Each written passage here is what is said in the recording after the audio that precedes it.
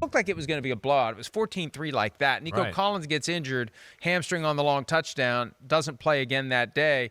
Bills have a chance to get back into it. They almost did. But, my God, Josh Allen, one of the PFT writers said it was the first time since 1992, Stan Gelbaugh, where a guy threw 30 or more passes and completed fewer than 10. Hey, that is Texans won. Great job.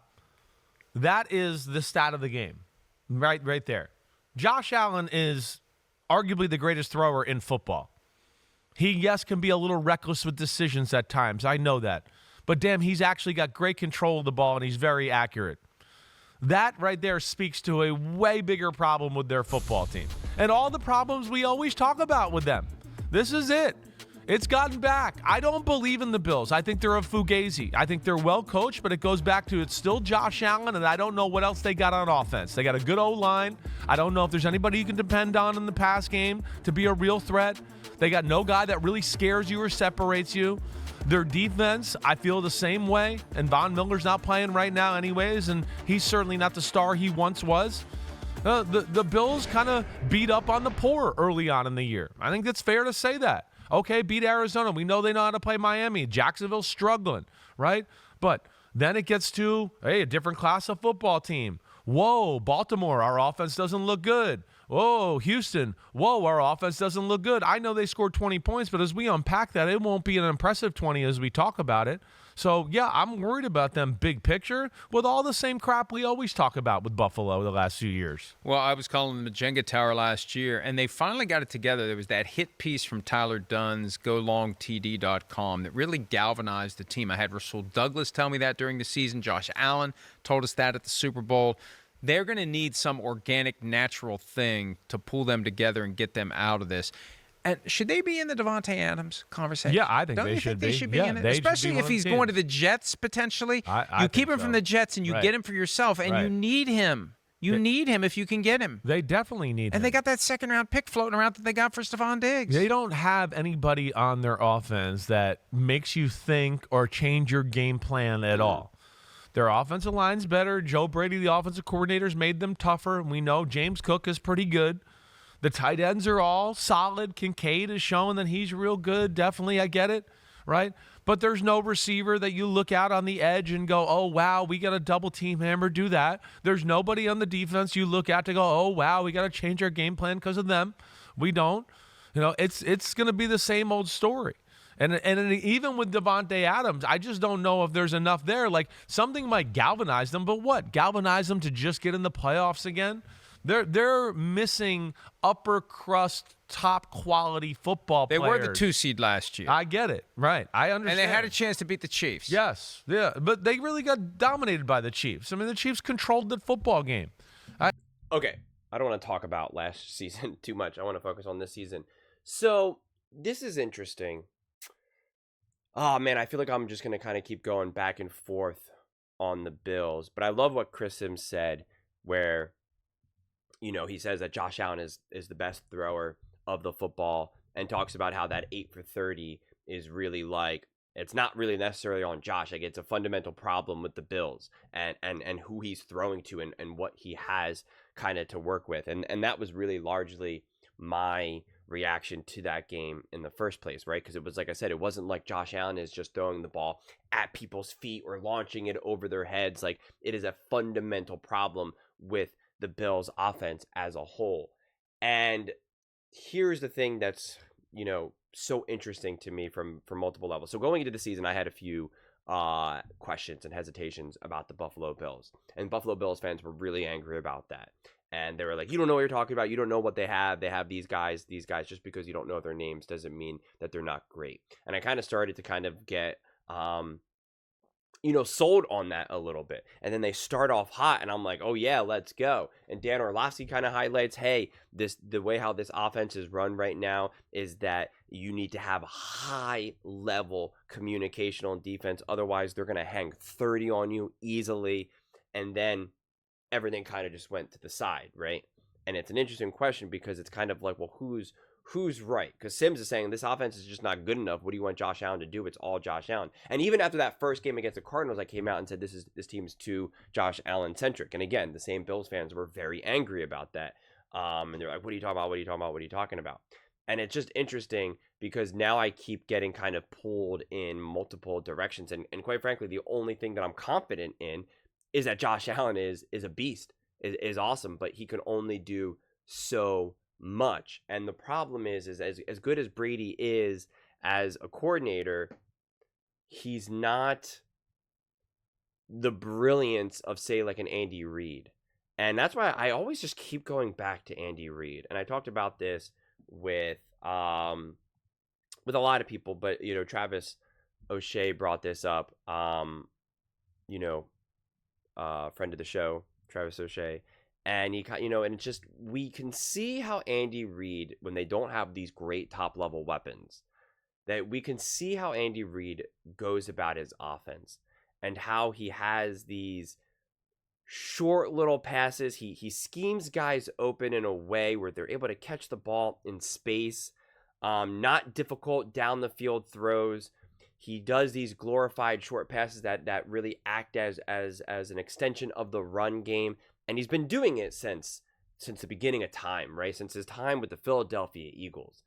And it's just the way he does it, the way he goes about it, is you don't need to have these unbelievably amazing players. And again, when you go watch the Saints versus the Chiefs game, Patrick Mahomes puts up bigger numbers than he had previously, because in the weeks before, Patrick Mahomes was putting up awful numbers.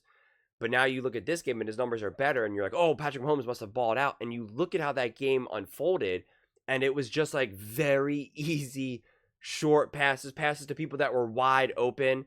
And it has nothing to do with Patrick Mahomes. And it's not to say that Patrick Mahomes isn't an unbelievable quarterback, that he's not a top quarterback in the history of the world. But in that game specifically, in that situation, outside of maybe like a couple throws or so, you could insert other great quarterbacks, right? Like, I don't want to say like any quarterback, but you could insert many quarterbacks. And that's what we see with such great coaching. Matt LaFleur able to ball out with Malik Willis, right? Like, all of those things really show up in moments like that. And that's where I look at the Bills, and that's where I just always go back to coaching. Like, it seems like Sims is kind of blaming both coaching to a degree, but also just more the roster itself. And I'm like of the mentality of, maybe it's, if you don't have a coach as great as Andy Reid, then you're going to need better players, right? Like, Andy Reid will always be able to win more with less, right? That much is very true. The guy was able to get to 4 NFC championship games without a Hall of Fame quarterback. I mean, that is just absolutely unreal. And he only had one top wide receiver during that run, and that was the year that he actually got to the Super Bowl, and that was with Terrell Owens. So like, he's doing this with minimal weapons, which is just, honestly, I mean, that's probably more legendary than him winning Super Bowls, quite frankly. So it just shows you how a coach can really maximize the level of talent that you have. And that is not something that I've been able to see really anyone else do except for Bill Belichick and Andy Reid. So if you're not going to have that coach, which is obviously a tough thing to find, you can't just be like, well, just got to find another Andy Reid. Obviously not the easiest thing to do. So then you're going to need greater talent, right? You're going to need greater talent because you're having not as great of an offensive mind, or defensive mind for that matter, to execute the offense or defense. So it is interesting because you can make the argument the Bills just need better coaching, or the Bills need better players, or they need both, quite frankly. And it's not to say, and that's always like my biggest issues with the conversations that we have about Patrick Mahomes and his success, and Patrick Mahomes is able to win with less. And it's like, well, Patrick Mahomes has Andy Reid. I probably said that now 50 times on 50 different videos, because it just continues to come up. People continue to bring it up in their comments, and they just continue to be so confused about how these things are unfolding. And it's just one of those things where the Bills, I try to ask myself, what will it take? Because this is also what Sims was saying too. It's like, let's say they get Devontae Adams, or let's say they kind of improve. Okay, they get to the playoffs, like, and then what does that mean, right? They get to the playoffs and then they lose. And it's like, I always ask myself, what do these teams need to do to get to the Super Bowl, to win the Super Bowl, right? What do the Bills need to do? What do the Ravens need to do? What do the Bengals need to do? What do the 49ers need to do to finally win the Super Bowl and not just get to the Super Bowl? It's like, what do they need to do? And I asked a question about the Cowboys. Like, it's like, what do these teams need to do? It's not better quarterback play, right? It's not, I mean, that's not the case. So it's like, what do they need to do? And I've always said consistently, like, coaching. And I have a question mark around Brady for in terms of offensive coordinating. He's definitely better than what they've had in the past. And so I do agree with that. But then again, it's also like, what weapons does Josh Allen have to work with, right? He doesn't have like, even we can continue to use these other teams as an example. Like, he doesn't have the Derrick Henry. He doesn't have the Jamar Chase and T. Higgins. He doesn't have the Travis Kelce. He doesn't have the elite defense that the Chiefs have as well. He doesn't have the hotshot new wide receiver in Worthy, right? Like, he doesn't have that. But again, this is what also Andy Reid's able to do. He's able to go get Juju Smith-Schuster and Kareem Hunt, and suddenly those guys are looking like they're Pro Bowlers, right? Like, that's the coaching. That's not Patrick Mahomes. Like, that is the coaching. So it just, those things get so elevated. So if you're not in a position to elevate these other players for the Bills through coaching, then you need to get elevated players, right? And to me, it's like, when you get great players surrounding, say, Lamar Jackson or Joe Burrow, the coaching then kind of holds them back. And if you don't have those great players, then the coaching is not able to elevate the non-great players. So it becomes this catch-22 of like, how do you do it? Which is what makes the 49ers such a weird position, because they have the talent, but then they're not able to get over the hump because they make like key mistakes come time playoffs. Like, and you could say some of it is bad luck and some of it is just bad coaching in that moment, but the coaching was good enough to get them to the Super Bowl, but then it just, like, it can't take them to that next level. So it's a complicated beast to unravel, right? It's a pretty big knot that you're trying to unknot. And I look at the Bills, and the question is, because I see the quote, Chris Sims says, "I don't believe in the Bills after week 5 loss," and I get that sentiment. I really, really do. And for me right now, where I stand with the Bills, I went into the season having real questions about them.